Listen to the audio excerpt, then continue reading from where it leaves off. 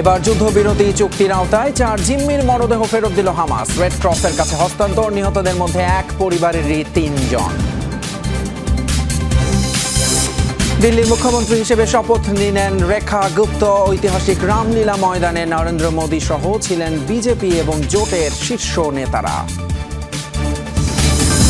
একের পর এক বিস্ফোরক মন্তব্যের জেরে তুঙ্গে ট্রাম্প জেলেনস্কির বাকযুদ্ধ। ইউক্রেনের প্রেসিডেন্টকে স্বৈরাচার আখ্যা, পাল্টা জবাব জেলেনস্কির।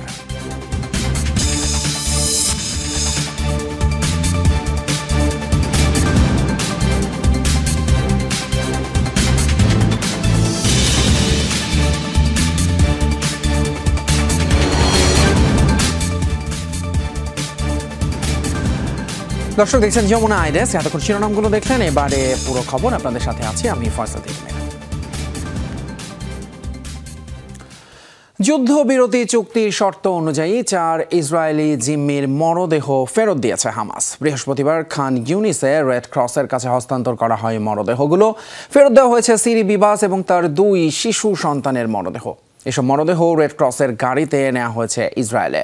2023 সালের 7 অক্টোবর 2 সন্তান সহ ইয়ারদেন এবং সিরি বিবাসকে জিম্মি করেছিল হামাস। 1 মাস পর হামাস জানায় ইসরায়েলি হামলায় মৃত্যু হয়েছে মা এবং 2 সন্তানের। তবে তেল আবিব এই মৃত্যু তথ্য কখনোই নিশ্চিত করেনি। এর আগে চুক্তির আওতায় মুক্তি পান ইয়ারদেন। শনিবার 6 জীবিত জিম্মিকে ফেরত দেবে হামাস। বিনিময়ে কত ফিলিস্তিনি মুক্তি পাবে সেটি নিশ্চিত করেনি ইসরায়েল।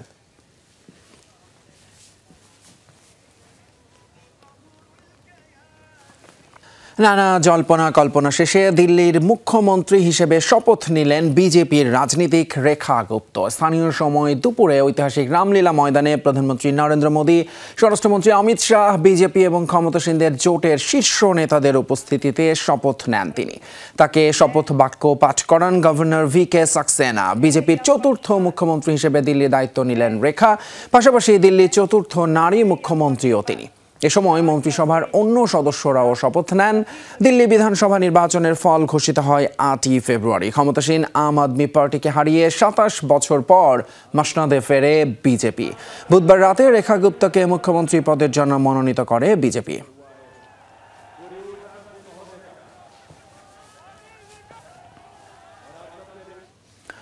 একের পর এক বিস্ফোরক মন্তব্যের জেরে তুঙ্গে পৌঁছেছে ডোনাল্ড ট্রাম্প এবং ভ্লাদিমির জেলেনস্কির বাকযুদ্ধ। কমেডিয়ান থেকে শুরু করে স্বৈরাচার, ইউক্রেনের প্রেসিডেন্টকে বিদ্রূপে এমন নানান শব্দ ব্যবহার করেছেন মার্কিন প্রেসিডেন্ট। পাল্টা জবাব দিয়েছেন জেলেনস্কিও। ডোনাল্ড ট্রাম্প রাশিয়ার দেয়া ভুয়া তথ্যের রাজ্যে বাস করছেন বলে মন্তব্য করেছেন তিনি। টানা 2 দিন ভলোদিমির জেলেনস্কিকে বিদ্রূপ করে গেলেন ডোনাল্ড ট্রাম্প। রাশিয়ার বিরুদ্ধে যুদ্ধ ইস্যুতে রীতিমতো তুলোধুনো করেছেন ইউক্রেনের প্রেসিডেন্টকে। মেয়াদ শেষের পরও নির্বাচন আয়োজন না করায় তিরস্কার করেছেন জেলেনস্কিকে, এমনকি স্বৈরাচার আখ্যাও দিয়েছেন। সাংবাদিকদের প্রশ্নোত্তরে ট্রাম্প আবারও দাবি করেন তলানিতে পৌঁছেছে ইউক্রেনের প্রেসিডেন্টের জনপ্রিয়তা। বিরল খনিজ দেওয়ার সিদ্ধান্ত থেকে সরে আসায় জেলেনস্কির বিরুদ্ধে চুক্তিভঙ্গের অভিযোগও করেন। জেলেনস্কি ভয়াবহ কাজ করেছেন। তার দেশ ছিন্ন ভিন্ন, অপ্রয়োজনে লাখ লাখ মৃত্যু হয়েছে। 3 বছর ধরে কোনো আলোচনাই হয়নি। নির্বাচন দিতে অস্বীকৃতি জানানো একজন স্বৈরাচার। পূর্বসূরি মার্কিন প্রেসিডেন্ট জো বাইডেনের সমালোচনা করতেও ছাড়েননি ট্রাম্প। ইউক্রেন যুদ্ধে যুক্তরাষ্ট্রের অর্থায়নের যৌক্তিকতা নিয়ে আবারও তোলেন প্রশ্ন। বাইডেনকে বেহালার মতো বাজাতেন জেলেনস্কি, করেছেন এমন মন্তব্য। একজন কমেডিয়ান যুক্তরাষ্ট্রের কাছে $350 বিলিয়ন চেয়েছেন এমন এক যুদ্ধের জন্য যাতে জয় সম্ভব নয়। আমি প্রেসিডেন্ট হলে এটা কখনোই হতো না। এই যুদ্ধ শুরুই হতো না। বাইডেন প্রশাসন আর 1 বছর থাকলেই 3য় বিশ্বযুদ্ধ শুরু হয়ে যেত। এখন আর হবে না। ছেড়ে কথা বলেননি ভলোদিমির জেলেনস্কিও। তার দাবি, রাশিয়ার তৈরি ভুয়া তথ্যের জগতে বাস করছেন ট্রাম্প। মার্কিন প্রেসিডেন্টের সমালোচনার জবাবে অভিযোগ করেন সৌদি আরবের বৈঠকে ওয়াশিংটনকে এসব ভুলভাল তথ্য সরবরাহ করেছে মস্কো। 4% সমর্থনের যে কথা তিনি বলছেন তা পুরোপুরি ভুল। আমরা জানি এই তথ্য রাশিয়া থেকে পাওয়া। রাশিয়া আর আমেরিকার বৈঠকে এই সংখ্যা নিয়ে আলোচনা হয়েছে। সে বিষয়ে তথ্য রয়েছে আমাদের কাছে। এটা দুঃখজনক। জননেতা হিসেবে ট্রাম্পের প্রতি শ্রদ্ধা রয়েছে, তবে দুর্ভাগ্যজনকভাবে তিনি ভুল তথ্যের জগতে রয়েছেন। ট্রাম্পের বক্তব্যে কড়া প্রতিক্রিয়া জানিয়েছেন ইউরোপীয় নেতারা। মার্কিন প্রেসিডেন্টের সমালোচনা করেছেন জার্মান চ্যান্সেলর ওলাফ শোলস, যুক্তরাজ্যের প্রধানমন্ত্রী কের স্টারমার, সুইডেনের প্রধানমন্ত্রী উলফ ক্রিস্টারসন সহ অনেকে। ডরথি দাস্ট্রিন, যমুনা নিউজ। এদিকে ক্ষমতায় টিকে থাকতেই যুদ্ধ জিইয়ে রাখতে চান ইউক্রেন প্রেসিডেন্ট ভলোদিমির জেলেনস্কি। মেয়াদ শেষের 9 মাস পরও নির্বাচন না দেয়ায় এমন অভিযোগ উঠছে নানান মহলে। তার প্রেসিডেন্সিয়াল ক্ষমতার বৈধতা নিয়ে প্রশ্ন করেছেন মার্কিন প্রেসিডেন্ট ডোনাল্ড ট্রাম্পও। তবে জরিপ বলছে ইউক্রেনে এখনও যথেষ্ট জনপ্রিয় জেলেনস্কি। তার জরুরি অবস্থায় নির্বাচন না দেওয়ার সিদ্ধান্তের সাংবিধানিক বৈধতাও রয়েছে, আর আছে জনগণের সমর্থনও। ভলোদিমির জেলেনস্কির 5 বছরের প্রেসিডেন্সি শেষ হওয়ার কথা ছিল 20 মে 2024, কিন্তু চলমান যুদ্ধ পরিস্থিতির কারণে সম্ভব হয়নি নির্বাচন আয়োজন। স্বাভাবিক মেয়াদের পরও ইউক্রেনের রাষ্ট্রপ্রধান হিসেবে দায়িত্ব পালন করছেন আরও প্রায় 9 মাস ধরে। 3 বছর পূরণের পথে রাশিয়া ইউক্রেন যুদ্ধ। এমন সময় বেঁকে বসেছে অস্ত্রের যোগানদাতা যুক্তরাষ্ট্র। সহায়তা বন্ধ তো হয়েছেই, জেলেনস্কির প্রেসিডেন্ট পদের বৈধতা নিয়েও প্রশ্ন তুলছেন ডোনাল্ড ট্রাম্প। জেলেনস্কির নিজের দেশের মানুষ কি ভাবছে? গবেষণা প্রতিষ্ঠান জার্নাল অফ ডেমোক্রেসির তথ্য অনুযায়ী দেশটির প্রায় 70% মানুষই চায় না এই সময়ে নির্বাচন হোক। এমনকি বিরোধীরাও বলছেন ইউক্রেনের জন্য ভোটাভুটি সঠিক সিদ্ধান্ত হবে না এখন। তাছাড়া যুদ্ধের কারণে গেল 3 বছর ধরেই সামরিক আইন জারি রয়েছে ইউক্রেনে। মার্শাল ল চলাকালীন কোনো ধরনের নির্বাচনের আয়োজন দেশটির সংবিধানের পরিপন্থী।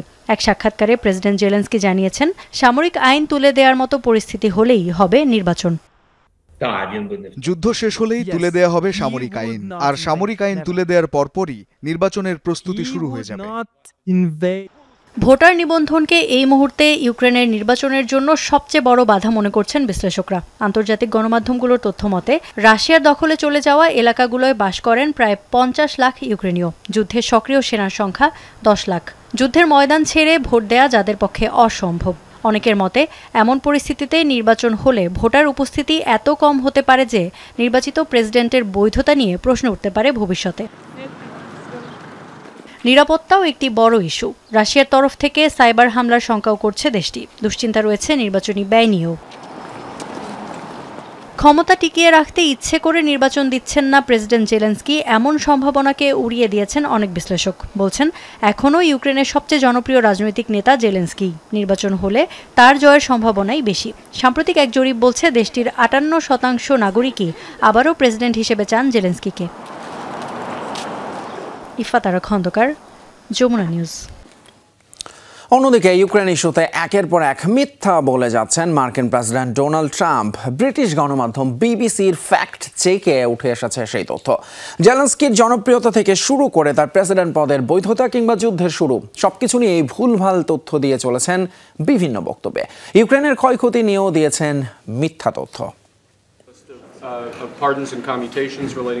ট্রাম্পের বক্তব্য মানেই যেন ভুলভাল তথ্যের ভান্ডার। প্রতিপক্ষকে ঘাইলে বরাবরই মিথ্যা কথা বলতে দেখা গেছে তাকে। এবার ইউক্রেন ইস্যুতেও ছড়াচ্ছেন মিথ্যের ভুলঝুরি। ব্রিটিশ গণমাধ্যম বিবিসির ফ্যাক্ট চেকে ধরা পড়েছে ট্রাম্পের বলা নানা ভুল তথ্য। ইউক্রেন প্রেসিডেন্টের সমালোচনা করতে গিয়ে তাকে স্বৈরাচারী আখ্যা দিয়ে বসেন ডোনাল্ড ট্রাম্প। তবে দেশটির সংবিধান মেনেই ক্ষমতায় আছেন জেলেনস্কি। 2019 সালের নির্বাচনে 73% ভোট পেয়ে জয়ী হন ভলোদিমির জেলেনস্কি। গেল বছর শেষ হয় তার 5 বছরের মেয়াদ। তবে যুদ্ধকালীন পরিস্থিতির কারণে আইন মেনেই স্থগিত রাখা হয়েছে নির্বাচন। জেলেনস্কির জনপ্রিয়তা নিয়েও ভুল তথ্য দিয়েছেন মার্কিন প্রেসিডেন্ট ডোনাল্ড ট্রাম্প। দাবি 4% নেমেছে জেলেনস্কির গ্রহণযোগ্যতা। যুদ্ধের প্রভাবে জেলেনস্কির জনপ্রিয়তা কমেছে তা সত্য, তবে মার্কিন প্রেসিডেন্ট যে তথ্য দিয়েছেন সেটির সাথে নেই বাস্তবতার মিল। যুদ্ধ শুরুর আগে জেলেনস্কির জনপ্রিয়তার হার ছিল প্রায় 90%। সবচেয়ে সাম্প্রতিক জরিপে যা নেমে দাঁড়িয়েছে 58%। অসত্য তথ্য দিয়েছেন রাশিয়া ইউক্রেন যুদ্ধের শুরু নিয়েও। ডোনাল্ড ট্রাম্পের ভাষ্য মতে রাশিয়া ইউক্রেন যুদ্ধ শুরু করেছে ইউক্রেন, কিন্তু প্রকৃতপক্ষে 2022 সালের 24 ফেব্রুয়ারি রাশিয়াই পুরোদস্তুর হামলা শুরু করে ইউক্রেনে। এক বক্তব্যে মার্কিন প্রেসিডেন্ট ডোনাল্ড ট্রাম্প বলেছেন 3 বছর ধরে চলমান এই যুদ্ধে বিধ্বস্ত হয়েছে ইউক্রেনের সব শহর। তবে প্রকৃত চিত্র মোটেই এমন নয়। ক্ষতিগ্রস্ত হয়েছে কেবল দেশটির সীমান্তবর্তী এলাকাগুলো। ইফাতারা খন্দকার, যমুনা নিউজ। এদিকে শান্তি আলোচনার মধ্যেই যেন আরও তীব্র হচ্ছে রাশিয়া ইউক্রেন যুদ্ধ। পাল্টাপাল্টি হামলায় উত্তপ্ত রণক্ষেত্র। বুধবার রাশিয়ার একটি বড় তেল শোধনাগারে হামলা চালিয়েছে ইউক্রেন। ধরে যায় আগুন, এখনও পুরোপুরি নেভানো যায়নি, তা বন্ধ রয়েছে কার্যক্রম। অন্যদিকে ইউক্রেনের একাধিক সামরিক স্থাপনা, ড্রোন, কারখানা, বিদ্যুৎ কেন্দ্র ধ্বংসের দাবি করছে রাশিয়া। ইউক্রেনের MiG-29 ফাইটার জেট ধ্বংসের দাবিও করেছে রাশিয়ার সেনারা। অন্যদিকে একাধিক রকেট, এরিয়াল বোমা এবং প্রায় শখানেক ড্রোন ধ্বংসের দাবি করেছে রুশ প্রতিরক্ষা মন্ত্রণালয়। কুরস্ক অঞ্চলে ইউক্রেনের প্রতিরোধ ভেঙে ফেলেছে রাশিয়ার সেনারা, এমন দাবিও করেছেন প্রেসিডেন্ট পুতিন। তবে রুশ প্রেসিডেন্টের এই দাবি অস্বীকার করেছে ইউক্রেনের সেনাবাহিনী। মস্কোর এই দাবিকে ভুয়া তথ্য বলে আখ্যা দিয়েছে তারা। রাশিয়া ইউক্রেন যুদ্ধের মধ্যেই রোমানিয়ায় সামরিক মহড়া চালিয়েছে সামরিক জোট নেটো। বহুজাতিক এই যুদ্ধ প্রশিক্ষণে অংশ নেয় ব্রিটেন, ফ্রান্স সহ নেটো জোটের বেশ কয়েকটি সদস্য দেশের সামরিক বাহিনী। প্রায় 10,000 সেনা সদস্য অংশ নেন এতে। হেলিকপ্টার, গানশিপ, ট্যাঙ্ক, সাঁজোয়া যান সহ বিভিন্ন ধরনের সমরাস্ত্র নিয়ে অংশ নেয় এই যুদ্ধ প্রশিক্ষণে। এ সময় বিভিন্ন অভিযানের মহড়া দেন স্পেশাল ফোর্সের সদস্যরা। মিত্র দেশ এবং নেটো জোটভুক্ত কোনো সদস্য আক্রান্ত হলে পাল্টা প্রতিরোধ গড়ে তোলার প্রশিক্ষণ হিসেবেই এই মহড়া বলে জানানো হয়। প্রেমের ফাঁদে ফেলে অর্থ হাতিয়ে নেয়া সহ অনলাইনে নানান প্রতারণার ফাঁদ পেতেছে মিয়ানমারের প্রতারকরা। হাতিয়ে নিচ্ছে বিলিয়ন বিলিয়ন ডলার। অবর্ণনীয় নির্যাতনের মাধ্যমে এসব প্রতারণায় বাধ্য করা হয় বাংলাদেশি সহ বিভিন্ন দেশের অভিবাসন প্রার্থীদের। থাইল্যান্ডে উচ্চ বেতনের চাকরির প্রলোভন দেখিয়ে মিয়ানমারে তাদের পাচার করা হচ্ছে। এ পর্যন্ত মিয়ানমারের বিভিন্ন স্ক্যাম সেন্টার থেকে 7,000 ভুক্তভোগীকে উদ্ধার করা হয়েছে। থাইল্যান্ডের একটি সামরিক ক্যাম্পে আশ্রয় নেওয়া এই মানুষগুলোর সবাই প্রতারণার ফাঁদে পড়ে পাচার হয়েছিলেন মিয়ানমারে, যাদের ব্যবহার করা হতো অনলাইন স্ক্যামিংয়ে। সম্প্রতি উদ্ধার করা হয়েছে তাদের, যার মধ্যে রয়েছে কয়েকজন বাংলাদেশিও। দুর্বিষহ এক জীবন থেকে মুক্তি মিলেছে তাদের, এখনও দিন কাটছে আতঙ্কে। বার্তা সংস্থা রয়টার্সকে দেয়া সাক্ষাৎকারে বর্বরতম নির্যাতনের বর্ণনা দিয়েছেন থাই ক্যাম্পে আশ্রিত বাংলাদেশি তরুণ ফয়সাল। যখন আমাকে সেখানে নেওয়া হয় তখনই সন্দেহ হয়। অনেক সেনা আর নিরাপত্তা কর্মী ছিল। পরে আমার এক সহকর্মীর কাছে বিস্তারিত জানতে চাই। সে আমাকে ইলেকট্রিক শক সহ নানা নির্যাতনের কথা জানায়। টার্গেট করা ব্যক্তিদের সাথে হোয়াটসঅ্যাপে নারী সেজে কথা বলতে বাধ্য করা হয় ভুক্তভোগীদের। পরে প্রেমের ফাঁদে ফেলে ক্রিপ্টোকারেন্সি, অনলাইন জুয়া সহ অর্থ কামানোর নানা প্রলোভন দেখিয়ে হাতিয়ে নেওয়া হয় বিপুল অর্থ। এসব কাজ করতে না চাইলে জোটে অবর্ণনীয় নির্যাতন। তারা আমাদের বিভিন্ন ফোন নম্বর দিত। নারী সেজে আমরা টেক্সট মেসেজ দিয়ে সম্পর্ক তৈরি করতাম। প্রেমের সম্পর্ক হলেই কিভাবে অর্থ উপার্জন করতে হয় সেই লোভ দেখাতাম। আমরা প্রতারক নই, ভুক্তভোগী। তাদের কথা না শুনলে কিডনি সহ আমাদের অঙ্গ প্রত্যঙ্গ কেটে বিক্রির হুমকি দিত।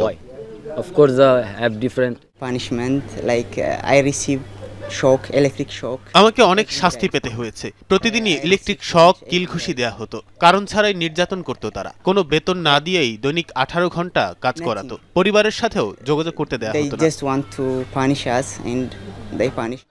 সামরিক জান্তা ও বিদ্রোহীদের সংঘাতে জর্জরিত মিয়ানমার রীতিমতো এসব অনলাইন স্ক্যামিংয়ের স্বর্গরাজ্যে পরিণত হয়েছে। মূলত থাইল্যান্ডে উচ্চ বেতনে চাকরির প্রলোভন দেখিয়ে ভুক্তভোগীদের পাচার করা হয় মিয়ানমারে। অভিযোগ রয়েছে দেশটির কয়েকটি বিদ্রোহী গোষ্ঠী জড়িত ভয়ঙ্কর এসব অপরাধে।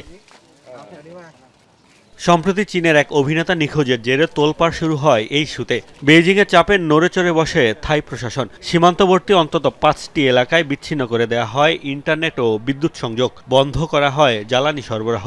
এরপর উদ্ধার করা হয় বিভিন্ন দেশের 7,000 ভুক্তভোগীকে।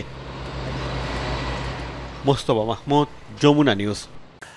রাজার বেশে ডোনাল্ড ট্রাম্পের ছবি ঘুরে বেড়াচ্ছে সোশ্যাল মিডিয়া জুড়ে, যেখানে নিউ ইয়র্ক শহরে মুকুট পরিহিত অবস্থায় এরকমভাবে দেখা যায় হাস্যোজ্জ্বল ট্রাম্পকে। ছবির title long live the king, অর্থাৎ রাজা দীর্ঘজীবী হোক। টাইম ম্যাগাজিনের প্রচ্ছদের আদলে এআই এর মাধ্যমে ছবিটি তৈরি করা হয়। হোয়াইট হাউসের অফিসিয়াল এক্স অ্যাকাউন্ট থেকে শেয়ারের পর আলোড়ন সৃষ্টি করে এটি। নিজের ট্রুথ সোশ্যাল প্ল্যাটফর্মেও শেয়ার করেছেন এটি ট্রাম্প, যেখানে তিনি দাবি করেন যানজট টোল বাতিলের মাধ্যমে ম্যানহাটন সহ পুরো নিউ ইয়র্ক শহরকে রক্ষা করেছেন তিনি। যদিও ট্রাম্পের এই সিদ্ধান্ত নিয়ে সমালোচনাও চলছে সমান তালে। দক্ষিণ কোরিয়ার সাথে যৌথ সামরিক মহড়া চালিয়েছে যুক্তরাষ্ট্র। বৃহস্পতিবার এই তথ্য জানিয়েছে দক্ষিণ কোরিয়ার প্রতিরক্ষা মন্ত্রণালয়। উত্তর কোরিয়ার পারমাণবিক হুমকি মোকাবেলায় আয়োজন করা হয় এই মহড়ার। এতে অংশ নেয় যুক্তরাষ্ট্রের বোমারু বিমান B-1B স্ট্র্যাটেজিক বোম্বার। দুই দেশের সেনারা ঝালিয়ে নেয় নানান সমর কৌশল। এর আগে বৃহস্পতিবারই অস্ট্রেলিয়ার সাথে যুক্তরাষ্ট্রের সাবমেরিন চুক্তির ব্যাপক সমালোচনা করে উত্তর কোরিয়া। অভিযোগ, এই চুক্তি উত্তর কোরিয়া ও আঞ্চলিক শান্তির জন্য হুমকি স্বরূপ। আবারও মাঝ আকাশে দুই বিমানের সংঘর্ষ, আর এবার এমন দুর্ঘটনার সাক্ষী হলো যুক্তরাষ্ট্রের অ্যারিজোনা। বুধবার স্থানীয় সময় সকালে রাজ্যটির দক্ষিণে মারানার রিজিওনাল বিমানবন্দর এলাকায় উড্ডয়নরত অবস্থায় সংঘর্ষ হয় দুটি ছোট বিমানের। ধাক্কা খেয়েও নিরাপদে অবতরণ করে একটি, অপরটি বিধ্বস্ত হয়ে আগুন ধরে যায়। উড়োযান দুটিতে দুজন করে মোট 4 জন আরোহী ছিলেন। মৃত্যু হয় দুজনের। নিহতদের বিষয়ে এখনও কোনো তথ্য জানা যায়নি। গেল জানুয়ারিতে পরপর দুটি বড় বিমান দুর্ঘটনা হয় যুক্তরাষ্ট্রে। ওয়াশিংটনে সেনা হেলিকপ্টার এবং যাত্রীবাহী বিমানের সংঘর্ষে নিহত হয় 67 জন। এছাড়া ফিলাডেলফিয়ায় বিমান বিধ্বস্ত হয়ে প্রাণ হারিয়েছিল আরও 7 জন। যুক্তরাষ্ট্রের মহাপ্রকল্প চন্দ্রাভিযান নিয়ে তৈরি হয়েছে শঙ্কা। নাসার বেশ কয়েকজন শীর্ষ কর্মকর্তার পদত্যাগের ঘোষণায় তৈরি হয়েছে অনিশ্চয়তা। মার্কিন মহাকাশ গবেষণা সংস্থা জানিয়েছে অন্তত 4 জন কর্মকর্তা সরে যাচ্ছেন তাদের পদ থেকে, যারা চন্দ্রাভিযান আর্টেমিস কর্মসূচির সাথে যুক্ত ছিলেন। এদের মধ্যে রয়েছেন নাসার অ্যাসোসিয়েট অ্যাডমিনিস্ট্রেটর জিম ফ্রি। এছাড়াও পদত্যাগ করতে যাচ্ছেন মার্শাল স্পেস ফ্লাইট সেন্টারের আরও 3 কর্মকর্তা। ধারণা করা হচ্ছে ডোনাল্ড ট্রাম্প প্রশাসনের সাথে দ্বন্দ্বের কারণেই পদ ছাড়তে হচ্ছে তাদের।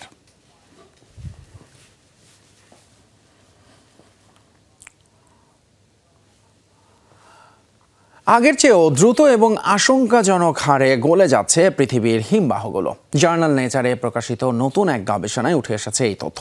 প্রতিবেদনে বলা হয়, গত 1 শতাব্দীতে পর্বত হিমবাহগুলো থেকে গলেছে 65,000 টন বরফ, 65,000 কোটি টন বরফ, এবং যেভাবে হার বাড়ছে আরও দ্রুত গতিতে তা গলতে যাচ্ছে। মধ্য ইউরোপের অবস্থা সবচেয়ে আশঙ্কাজনক। গত 20 বছরেরও কম সময়ে অঞ্চলটিতে বরফ গলেছে 39%। 2000 থেকে 2023 সালের মধ্যে গ্রিনল্যান্ড এবং অ্যান্টার্কটিকার হিমবাহগুলো থেকে বছরে গড়ে প্রায় 27,000 কোটি টন বরফ গলেছে। জীবাশ্ম জ্বালানি পোড়ানো সহ মানুষের নানান কর্মকাণ্ডকে বিপর্যয়ের কারণ হিসেবে দেখানো হচ্ছে। ভয়াবহ বন্যার কবলে লাতিন আমেরিকার দেশ পেরু। পানিতে তলিয়ে আছে রাজধানী লিমা সহ আশপাশের বেশ কয়েকটি শহর। গত 2 সপ্তাহ ধরেই চলা ভারী বৃষ্টিপাতে বিপজ্জনক সীমা পেরিয়েছে স্থানীয় নদীর পানি, তলিয়েছে বিশাল এলাকা। ডুবে গেছে রাস্তাঘাট, ঘর বাড়িতেও ঢুকে পড়েছে পানি। ভূমিধসও হয়েছে অনেক এলাকায়। চরম ঝুঁকিতে স্থানীয়রা। বিপজ্জনক পরিস্থিতিতে পশু পাখিও। বন্যা কবলিতদের উদ্ধারে চলছে জরুরি বিভাগের তৎপরতা। দুর্গত এলাকায় খাবার, পানি সহ প্রয়োজনীয় ত্রাণ সরবরাহে কাজ করছে প্রশাসন। অস্থায়ী বাঁধ দিয়ে পানির স্রোত ঠেকানোর চেষ্টাও চলছে। দর্শক, এই ছিল যমুনা আই ডেস্ক এখনকার আয়োজন। এতক্ষণ সাথে থাকার জন্য ধন্যবাদ আপনাদের সবাইকে।